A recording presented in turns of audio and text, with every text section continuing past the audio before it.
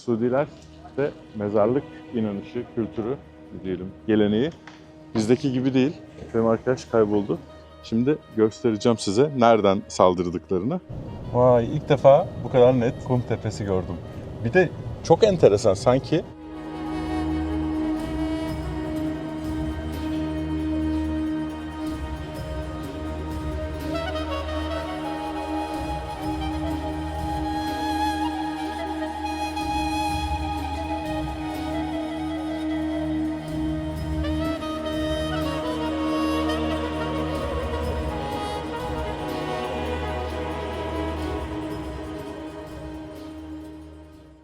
Arkadaşlar herkese günaydın. My friend Hadi will guide us today. to the battle and to the whole battle place. Evet, Bedir Savaşı'nın geçtiği alana gideceğiz hep beraber. Hadi uzman konusunda ve inanılmaz güzel coğrafyadan geçiyoruz. Bu Medine ve çevresi arkadaşlar volkanik alan olduğu için toprakları da bereketli. Onun için zaten bir şekilde zamanında insanlar buralara yerleşmişler. Çölde yaşanabilecek bir ortam sunuyor bu volkanik topraklar. Volkanik patlamalarla zenginleşmiş, mineral açısından zenginleşmiş topraklar tarıma ve ağaçlara elverişli oluyor. Ve keçiler, develer için de yiyecek oluyor bu ağaçlar mesela. Yol boyunca burada biraz azaldı ama tamarisk ağaçları göreceksiniz. Bu tamarisk ağaçları tuzlu suyla bile sulanabiliyor. Çölde yaşayabiliyor. Çok az su istiyor. Evet, tuzlu suyla sulanabiliyor düşünün. İlgin ağacı da deniyormuş. Tevrat'ta da Hazreti İbrahim'in Beerşeba'da ilgin ağacı diktiği anlatılıyormuş. Rüzgarı kırıyor, odun ve yakacak olarak da kullanılıyor. Çok ideal. Düşünün, çölün ortasında böyle milyonlarca ağaç var ve birçok yerleşim görüyorsunuz. Medine'den Bedir'e giderken, Bedir Savaşı'nın geçtiği yerde Bedir kenti var. Şimdi oraya gidiyoruz ve savaş alanını göreceğiz. Ve diğer tarihi mekanları göreceğiz yol üzerinde. Arkadaşım buranın uzmanı anlatacak bize. So this is the mosque? Yeah, this is the Bi'r al-Rawha Mosque. What mosque? Bi'r al-Rawha Mosque. Ar-Rawha This Camii. is where 70 prophets have been walked by. And this is where Prophet Muhammad, peace be upon him, prayed here and even slept with his army Before he go to the battle. Bedir War. Yeah. Bu kutsal bir cami, çok önemli. Hazreti Muhammed buradaki kuyudan içmeyi çok seviyormuş. Fark ettiyseniz kuyular o kadar önemli ki Suudi Arabistan'da. Bizim için mesela kuyu hiç tarihi bir şey yoktur Norveç'teki insanlar için ama burada su kaynağı ve su tabii ki yaşam demek. Çok tabii ki ciddi bir problem. Çünkü seyahat ettiğinizde, bir yerden bir yere gittiğinizde su çok önemli. Ve onun önemini her zaman belirtmek için o kuyuları gösteriyorlar mesela. Buradan içilmiyor o sudan. This is the mosque, but it's under renovation right now. Can I film a little bit? Yeah. 70 prophets. Hazreti Muhammed'in söylediği 70 peygamber buradan geçmiş arkadaşlar. Kabe'ye giderken 70 tane peygamber geçmiş. Sanıyorum o kuyunun suyunu satıyorlar. Cami renovasyondaymış, girilmiyor yani. Bedir Savaşı'na giderken de burada konaklamış. Defalarca bu bölgede konaklamış ve uyumuş hatta.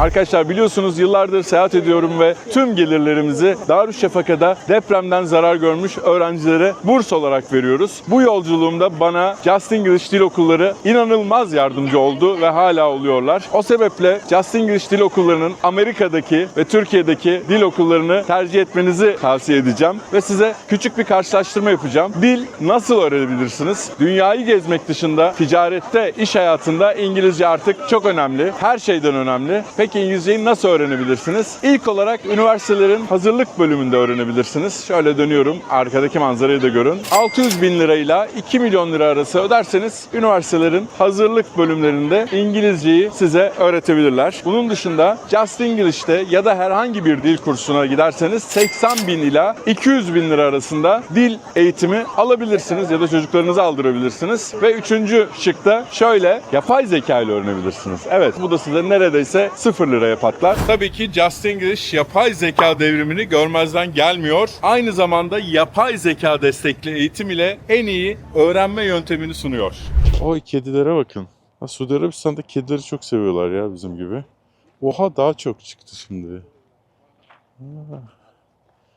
Selamünaleyküm. O fıstık fındık satıyorsunuz.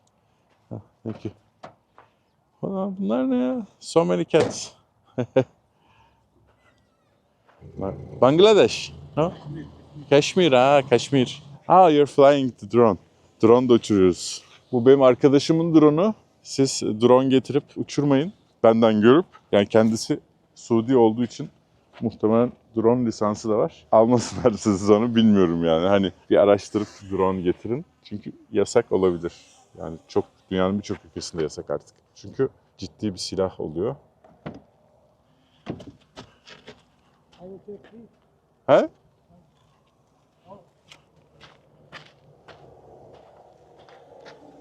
I will take photo.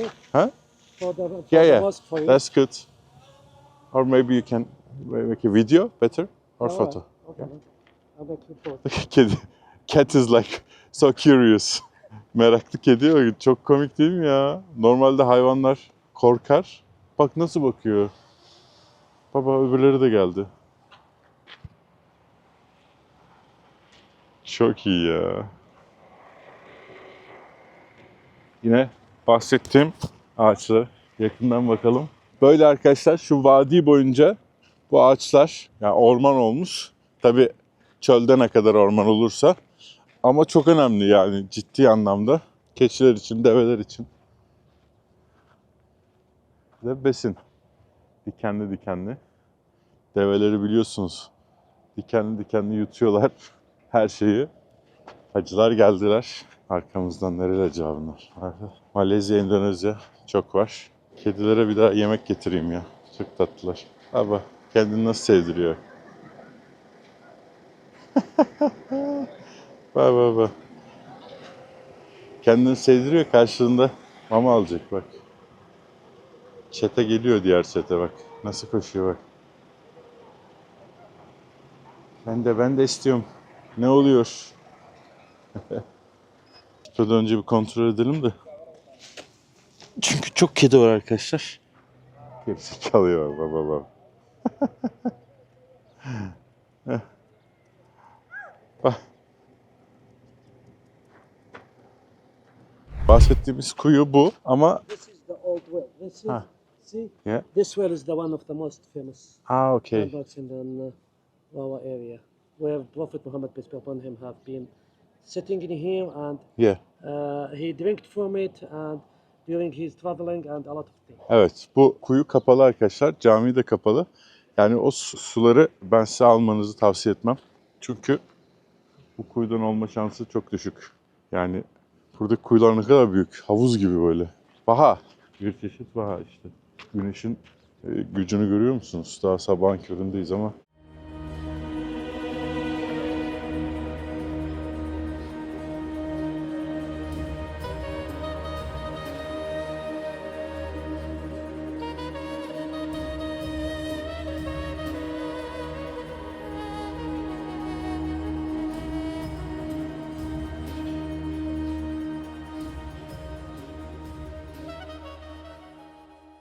Evet arkadaşlar Bedir kentine geldik. Küçük bir şehir. Caminin minaresini gördünüz. Bu Yemen'deki binalara benziyordu. Benzettim. Savaş zamanında burası bir köy. Tabii size anlatacağım savaşın nerede geçtiğini, nasıl başladığını. This is the downtown of the Bedir. This is the heart of Bedir. Burası Bedir kentinin, kasabasının merkezi. Arkadaşlar ben bu arada İslam alimi değilim. Gezginim ve size gösteriyorum. Çünkü biz bunları lisede, ilkokulda, ortaokulda hepsini öğrendik. Ve benim de çok hoşuma gidiyor okuduğum yerleri. Bir tarih seyahati gibi düşünün. Yoksa herhangi bir İslam alimliği gibi bir şeyim yok, iddiam yok. Gezgin olarak size anlatabildiğim kadar tarihini anlatıyorum. Tabii ki diğer kaynaklardan siz de araştırabilirsiniz. Ben de öğreniyorum, size anlatıyorum. Bildiğim küçük bir kısmı var. Burada daha fazlasını öğreniyorum. Burada aynı zamanda Suudi Arap kasabasını görüyorsunuz. Nasıl olduğunu, mimarisini vesaire. Tabii daha sabah erken kimse çıkmamış. Akıllıca zaten bu sıcakta. Arabayla üstünden geçtiğimiz yol Bedir Savaşı'nın olduğu yol. Tabii daha detaylı göstereceğiz. Çünkü burada hem bir şehitlik var hem de savaşın olduğu bölgeyi, tepeleri hepsini göreceğiz birazdan. Türkçe. Turkish. Good. Yeah. Okay. See, I told you there's a lot of changes. Yeah, baksana da Türkçe çıktı. Hoşuma gitti. Bakalım ne diyor. En önde Türkçeyi koymuşlar. Değerli Müslüman kardeşim, Bedir mezarlığı, Bedir Savaşı'ndan sonra Ümeyr bin Ebu Vakkas. Bu mezarlığı ziyaret edenler, mezarlık ziyaretleri konusunda sünnete uymalı ve ölülerden şefaat ya da yardım istemek, mezarlık toprağından bereket aramak gibi dini ihlallere düşmemeye dikkat etmelidir. Çünkü bu uygulamalar saf dinin öğretilerine aykırıdır. Evet, size zaten diğer bölümlerde de göstermiştim. Suudiler de mezarlık inanışı, kültürü diyelim, geleneği bizdeki gibi değil. Genelde mezar taşı olmuyor. Benim arkadaş kayboldu. Mezar taşı olmuyor ve işte mezarlara çaput bağlamak vesaire gibi şeyler, dilek dilemek. Herhalde ondan bahsediyor, adak adamak gibi. Onları yapmayın diyor ama yanlış anlamış da olabilirim. Siz yine de okuyun. Ölen 14 Müslümanın ismi yazıyor.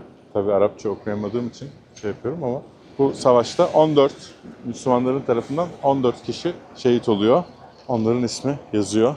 Evet, eski zamanlardan yine insanların mezarları var. Bu görüyorsunuz, küçük taşlar var yüksek. Onlar işte mezar taşları, isim vesaire yazmıyor, yazmaz zaten. O savaşta vefat eden 14 Müslüman burada gömülü ve tabii ki Bedir şehrinden insanlar da var. Şu anda ne yazık ki giremiyoruz çünkü burası da şey altında. Buraya gelen herkes ismini yazmış.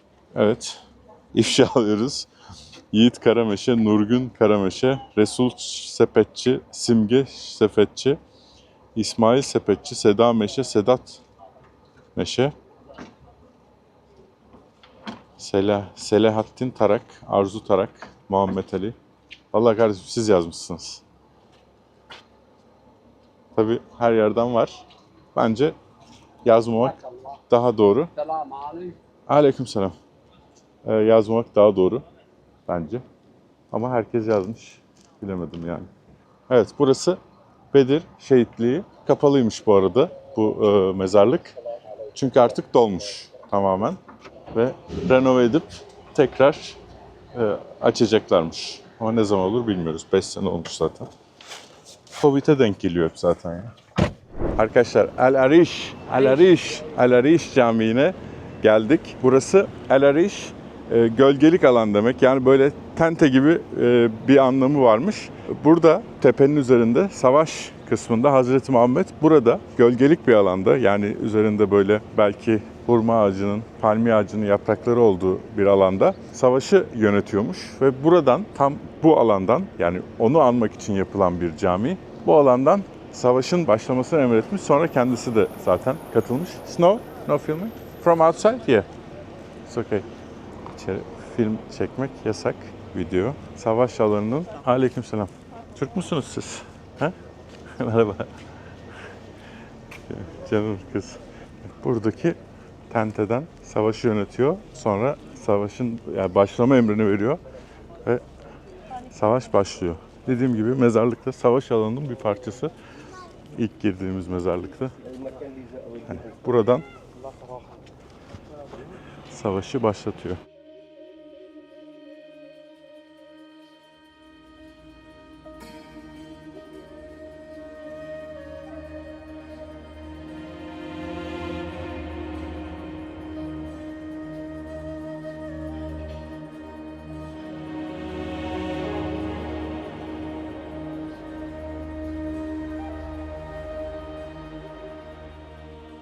Bedir olayları sırasında Müslümanların savaş alanına ilerlemeden önce buraya inmeleri sırasında Kur'an-ı Kerim'de zikredilmiştir. Yüce Allah şöyle buyurmuştur: siz yakın yamaçta, onlar ise uzak yamaçtaydılar ve kervan da sizin altınızdaydı. Enfal suresi, o bir kum dağıdır. Evet, burada bir ayet var, onu çevirdik şimdi tam şey olarak hızlıca. Şimdi Bedir Savaşı'nın çıkma sebebini anlatacağım arkadaşlar size. Mekke'deki müşriklerin Müslümanlara baskı yapıyorlar. O sebeple zaten Mekke'den Medine'ye hicret oluyor. Mallarına el konuluyor arkadaşlar. bu mallarla ticaret yapıyorlar. Hatta çocuklarını bile alıyorlar hicretten önce. Mekkeliler bu mallarla ticaret yapmaya devam ediyorlar. Bu haksızlığa karşılık vermek, Müslümanların hakkını geri almak için Mekke'nin Şam'a giden ticaret kervanını durdurmak istiyor. Kervanın başında Ebu Süfyan var. Ebu Süfyan sonradan Müslüman oluyor ve çok zeki bir adam. Ebu Süfyan durumu öğreniyor. Çünkü buraya geliyor Medine'deki Müslümanlar Hazreti Muhammed'le beraber. Tabii buradaki anlatılmayan hikayeden bir tanesi, gözcüler gönderiyor Hazreti Muhammed buraya ve öğrenmeye çalışıyor işte Ebu Süfyan'ın karavanı ne zaman gelecek diye. Gözcüler buradaki iki kadının tartışmasını dinliyorlar. Kadınlar şey diyor, ya borcu var, kavga ediyorlar. İşte senin bana borcun var diyor, öde diyor. O da diyor ki kadınlar 2 güne diyor karavan gelecek diyor Ebu Süfyan'ın karavanı. Onda diyor tabii çok büyük 1000 develik bir karavan bu. Oradan diyor para ayrılınca ben sana geri ödeyeceğim diyor. Gözcüler anlıyorlar. Sonra Ebu Süfyan geliyor karavanı getirmeden önce. Burada diyor yabancı var mıydı diyor. Küçük bir köy burası Bedir. 2 tane yabancı şuradaki kuyuda kaldılar diyor. Tabii kuyu işte vaha orada insanlar yani su demek, hayat demek burada.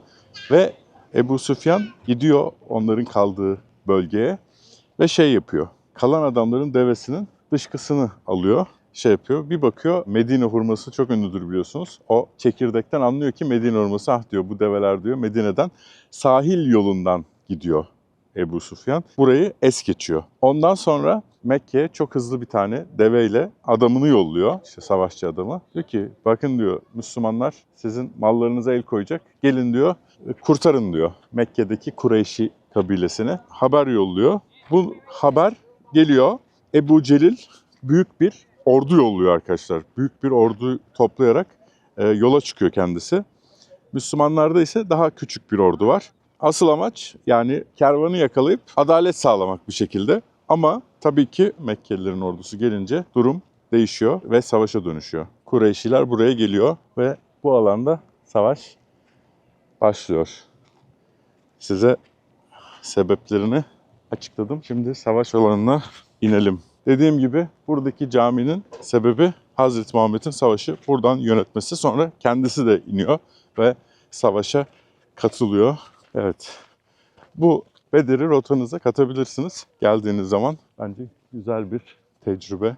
Bedir Savaşı'nı öğreniyoruz okullarda. Bedir Savaşı tam olarak burada yaşanıyor. Dediğim gibi Hazreti Muhammed yukarıdan savaşı izliyor ve sonradan katılıyor. Ebu Süfyan Cuhfa diye bir yere gidiyor. Buradan kaçıyor yani karavanını kurtarmak için. Sonra Ebu Cehil geliyor Cuhfa'ya. Şimdi diyor ki Ebu Süfyan tamam diyor ben karavanı kurtardım diyor. Bir daha diyor savaşmamıza gerek kalmadı diyor. Ama Ebu Cehil diyor ki hayır diyor bir kere diyor karavana saldırmaya niyetlendilerse bir daha yapacaklar diyor. Ve bir daha yapacaklar diyor. Bu işi kökünden halletmemiz lazım, bitirmemiz lazım diyor. Orada Hazreti Muhammed'in akrabası olan Mekke'nin Kureyşilerinden bir sürü farklı kabileden, gruptan insan var. Bir tanesi çıkıyor ve şey diyor. Ben diyor karavana saldırılacağı için geldim diyor. Böyle bir durum olmadığı için diyor biz geri çekiliyoruz diyor. Savaşmayacağız diyor. 1300 kişiden 300'ü geri çekiliyor ve onlar Mekke'ye dönüyorlar. 1000 kişi kalıyor. 1000 kişi buraya geliyor savaşmaya. Şimdi göstereceğim size nereden saldırdıklarını. Ebu Cehil'in gerçekten bakın bomboş sadece biz varız arkadaşlar savaş alanında. Ebu Cehil'in ordusu bu taraftan saldırıyor. Müslümanlar ise caminin olduğu tarafta, diğer tarafta karşılaşıyorlar. Ebu Cehil çok büyük bir savaşçı tabii. Kureyş ordusunun Mekkelilerin başında. 2 tane çocuk var Müslümanlarda. 2 tane çocuk diyor ki Ebu Cehil hangisi diyor. Bize gösterin diyor. Gösteriyorlar da ne yapacaksınız diyor yani siz. Onunla baş edemezsiniz. Çok büyük bir savaşçı diyor. İşte o 2 çocuk savaş sırasında Ebu Cehil'i öldürüyorlar arkadaşlar. 2 tane küçük çocuk Ebu Cehil'i öldürüyor. Yani ölümü 2 tane küçük çocuğun elinden oluyor.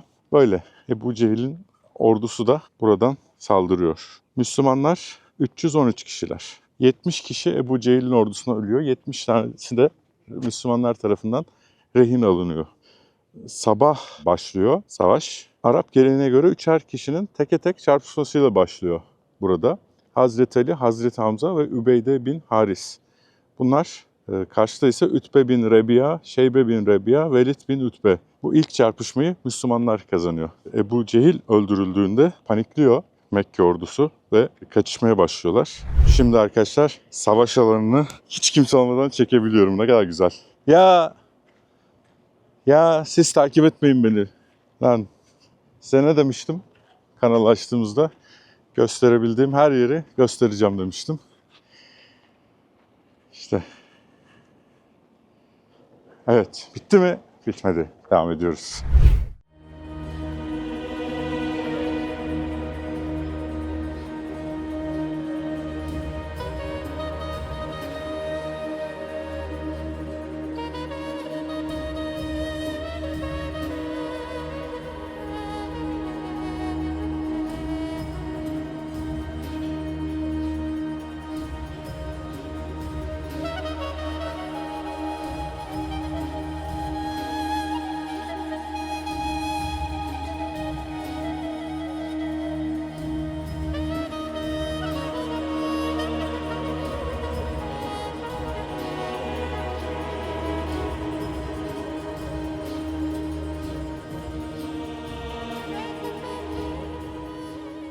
Evet, şimdi bu Melekler Tepesi, Kum Tepesi, Melekler Kum Tepesi. Savaş alanından 1-2 kilometre uzaktayız şu anda.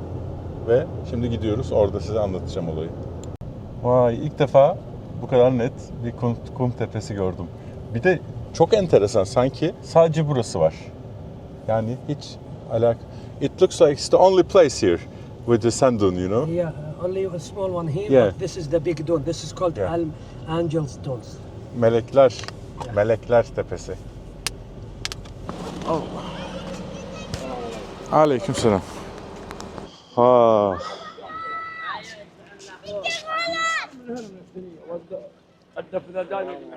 Aleykümselam. Evet arkadaşlar, şimdi bu Melekler Kum tepesi olarak geçiyor. Savaş aşağıda Bedir kentinde yaşanıyor. Melekler yardıma geliyor. Müslüman ordusu 313 kişi sadece. Karşıda 1000 kişi var. Müslüman ordusu, yani o dönem Müslüman olanlar genelde çiftçiler, savaşçı kesim olmuyor, yani büyük bir kısmı. Daha böyle ezilen insanlar Müslüman oluyorlar ve sayıları çok az. Birçoğu savaşçı değil arkadaşlar. 1000 tane, karşıda ise o zaman Suudi Arabistan'ın en savaşçı kabilesinden, işte Kureyşlerden savaşçılar var. Tabii yani bu bir imkansız savaş. Düşünün, 1000 kişiye karşı 1000 tane zırhlı, tam teşkilatlı, silahlı kişiye karşı karşısında daha çok çiftçilerden oluşan bir ordu var. Savaş kazanıldığında Mekke'ye gittiklerinde insan inanmıyor. Gerçekten mümkün değil böyle bir şey diyorlar. Kaynaklarda anlatılan şu: uzun süre dua ediyor Hazreti Muhammed. Enfal suresi, Rabbinize yalvarıyordunuz, o da ben size ardı ardına 1000 melekle yardım edeceğim demişti. Rabbin meleklere vahyetti. Ben sizinle beraberim, iman edenlere sebat verin, ben kafirlerin kalplerine korku salacağım. Size göstermiştim, tepeden izliyordu caminin olduğu yerden Hazreti Muhammed. Savaş başladı, Hazreti Muhammed'in emriyle savaş başlıyor. Sonra savaşın bir kısmında Hazreti Muhammed savaş alanına adım atıyor. O da savaşa giriyor. Savaş alanından adım attığı an buradan melekler de savaş alanına saldırıya geçiyorlar.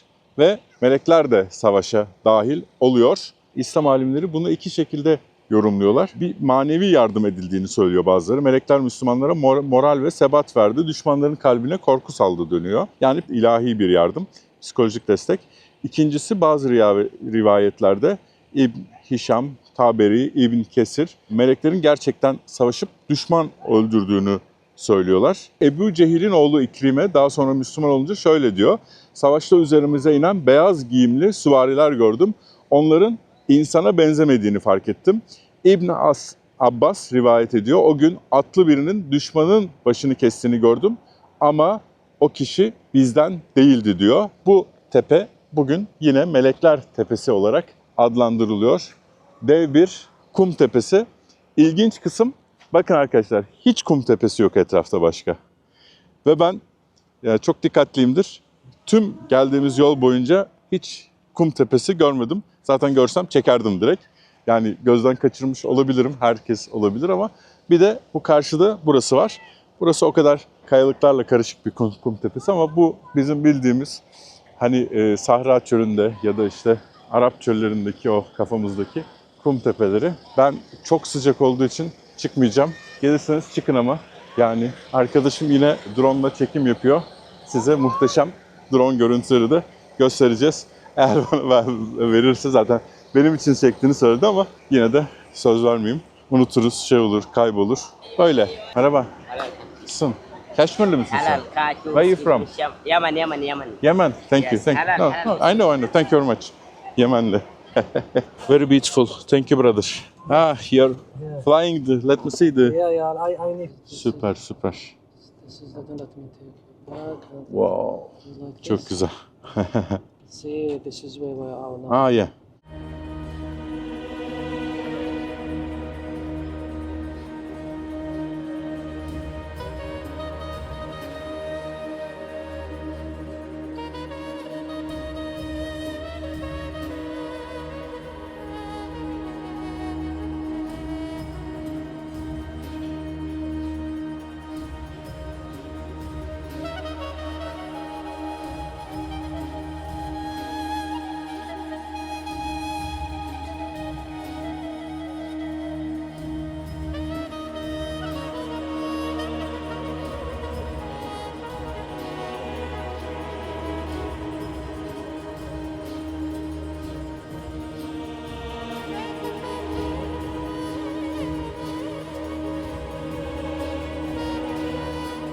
Alcohol is the mother of all the bad things in the world.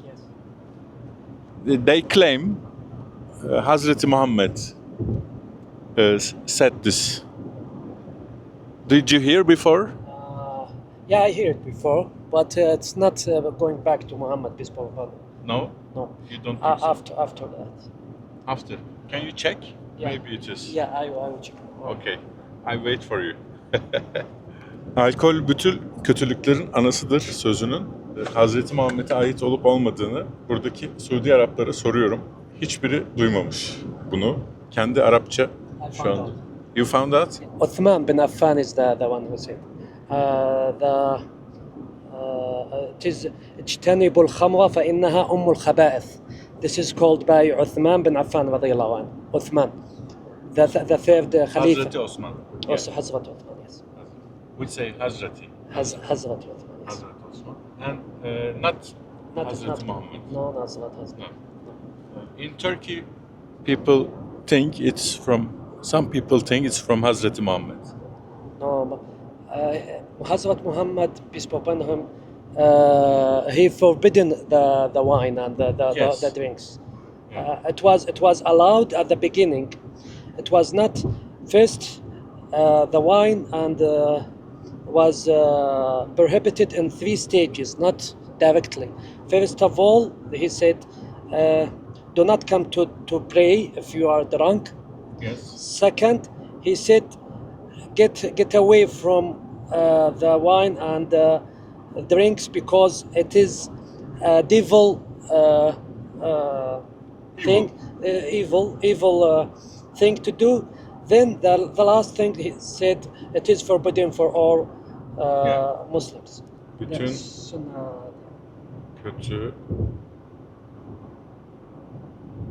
kötülüklerin anasıdır. So this is the word. هي أم كل الشرور. No. الكحول هي أم كل الشرور. Yeah. No. Al-Khamr. Okay. Al-Khamr. See, I will tell you. Evet, içkiden uzak durun. Çünkü o bütün kötülüklerin anasıdır demiş. Hazreti Osman. Hazrat Osman. Not Hazreti Muhammed. not. Çocuklar bir YouTube kanalında biliyorsunuz espri yapmışlardı.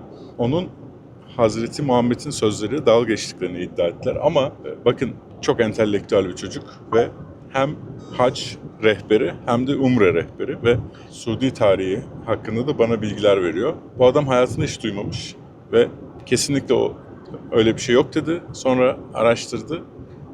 Hazreti Osman'ın söylediğini söyledi bu sözün. Benim anlatmak istediğim şu. Buradaki bu kadar bilgili bir adam bile bilmiyorsa o çocuklar nereden bilebilir bu sözün Hazreti Muhammed'e ait olup olmadığını söyledi.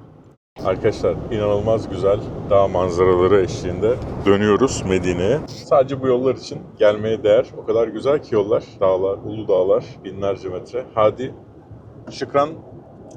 You're arkadaş. Have fun, have fun. You're welcome. Allah. This is. I was pleased to have you. Thank you very much. Thank you. Thank you. Görüşürüz arkadaşlar. Abone olmayı unutmuyorsunuz. Kendinize iyi bakın.